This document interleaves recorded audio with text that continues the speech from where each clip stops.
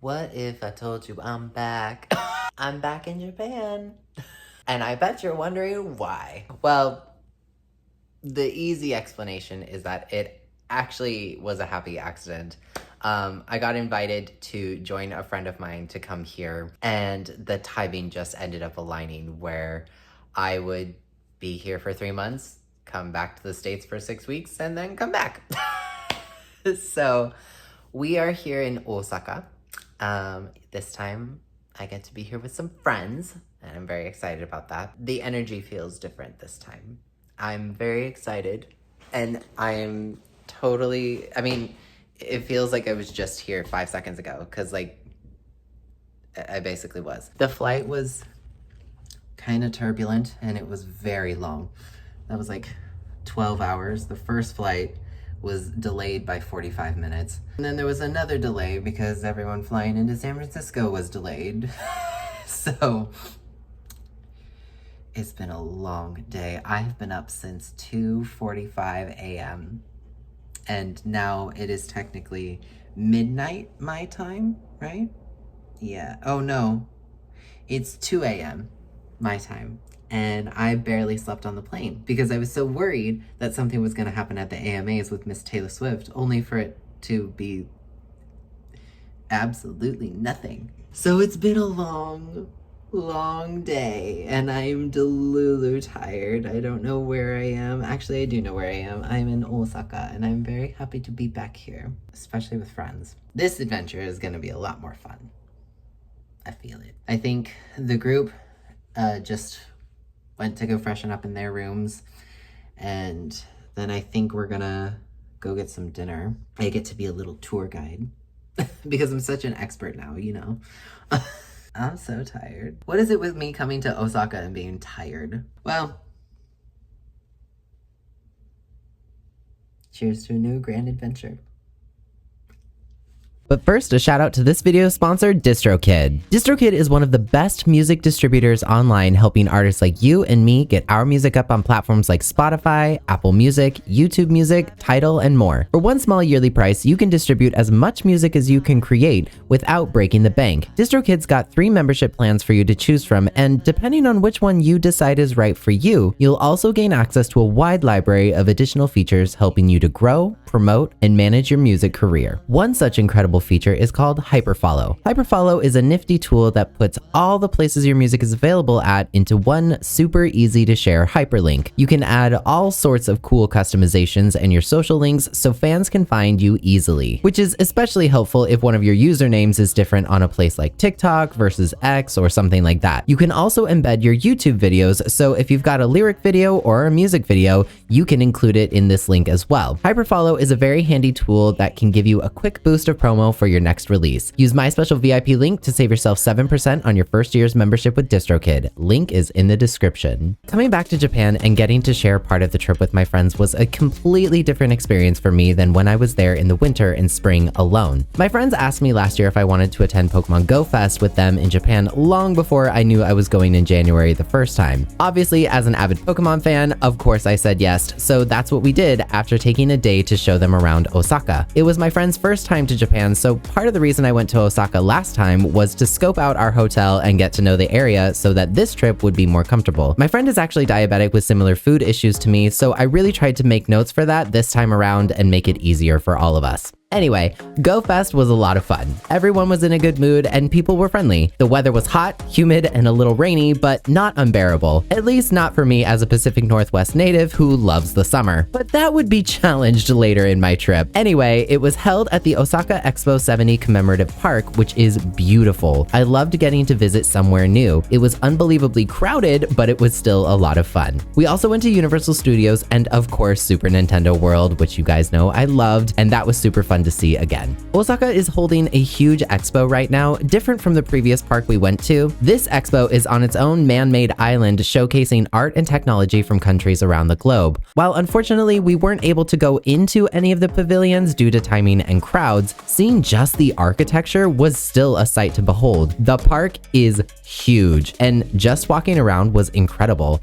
There was also a water show too. It was just totally awesome. But that was a lot of walking around. 3 major parks in 3 days, not to mention walking around the city. And if you watched my previous episodes, you'll know that Japan is a lot of walking. So by the weekend, I actually got sick from dehydration and sore muscles. Luckily, with some rest, meds, and Pocari Sweat, I recovered fairly quickly. At least enough to take everyone to Kyoto for a few hours. But I wasn't the only one feeling the heat and exhaustion. My friends were too. Luckily, we had a very short excursion planned to Chatan, Okinawa, where all of us were in agreement that that would be a moment to catch our breath. When I say short excursion, I mean exactly 44 hours. 1 full day and 2 half travel days to and from Okinawa. But let me tell you, my 1 day in Okinawa was by far one of the highlights of my entire month abroad this trip. For those unfamiliar, Okinawa is like the Hawaii of Japan. It's a group of islands to the south of Japan near Taiwan with its own indigenous language, history, and customs. Originally known as the Ryukyu Kingdom, it was annexed by Japan in 1879 and saw one of the worst battles of World War II, following which it became home to a US military base that's still active today. While the locals might be used to the noise of fighter jet routines, I certainly was not.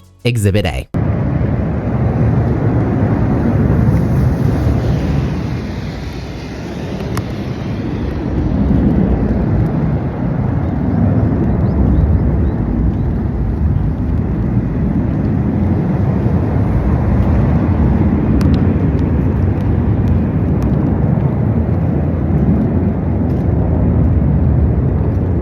Learning a little Uchinaoguchi or Okinawan language was certainly a highlight as well. I used the tiny bit I had learned on the plane to speak to our taxi driver, and he said I was the first foreigner he'd had in his entire career that made that effort, even if I didn't know very much. Most people just use English or mainland Japanese, which everyone pretty much speaks down there. It was a heartwarming moment that gave me a much deeper appreciation for the land I was visiting. But me and my friends were all exhausted from Osaka. So in our 1 day, we visited the Pokemon Center, because of course we did, and then met up for dinner later that night. During the afternoon, I visited the American Village, which is a cool little shopping district on the beach with a cool eclectic mix of Okinawan, Hawaiian, American, and Japanese cultures. And it was also there where I walked along the most beautiful beach I have ever visited. Pure white sand, small little seashells, and an ocean so clear I was mystified. I also had the best coffee I've ever had in my life at Zhivago Coffee in the American Village, and I will be craving that until the day I'm lucky enough to return. Biggest lessons from my 44 hours in Okinawa: talk to the locals, stop, put the phone down, and take a beat to be present in the moment. There's always calm somewhere in the chaos. And make sure your Wi-Fi is charged so you don't have to rely on your friend's Wi-Fi so you can actually log into Pokemon Go and catch that exclusive Okinawan Pikachu. I'm there for the experience, of course, in Okinawa, but like, gotta catch them all. We flew back to Tokyo the next day, where my friends would be staying the remainder of their trip. I opted to stay with some friends up in Saitama Prefecture, which saved me a lot of money, but also wore me out traveling back and forth on the train for over an hour both ways, every day, on top of everything else we were doing. We visited the Tokyo Skytree and a few other small little adventures here and there, but my friend's mom really wanted to see Mount Fuji, and that was quite the experience. After missing our first Shinkansen because we couldn't find each other in Tokyo Station, we grabbed another one only to arrive in Fujinomiya to find that Mount Fuji was invisible on this very cloudy day. My friend's blood sugar was crashing, so we grabbed a taxi to get food and met the kind-hearted Ishii-san, who just happened to also be diabetic like my friend. He offered to wait for us, so we grabbed lunch, and then he took us to Shiraito Falls, a waterfall hidden gem off the beaten path made up of runoff water from Mount Fuji. When we got there, wouldn't you know that Mount Fuji became visible and was a sight to behold. Ishii-san, a local in the area since birth, ended up being our personal tour guide for the day, showing us around. The falls were stunning, with water as clear as the ocean in Okinawa, not crowded at all, and just breathtaking. Then he offered to take us to another hidden gem, Lake Tanuki, about 10 minutes away. Although the rain started to roll in more heavily, it was still so stunningly quiet and incredible to witness. Okay, we have like the literal best taxi driver ever. We're at Lake Tanuki. There's Mount Fuji. Look at this place. It's just starting to rain a little bit, but like, hi! It's absolutely stunning, and it's so quiet. This is also a campground, and never would have thought to come here had the nice local taxi driver man taken us here. Talking to locals is the way to do it. just absolutely stunning. Oh, I'm so glad we came here. It was a tough day getting lost in Tokyo Station, or losing each other in Tokyo Station, but we got here.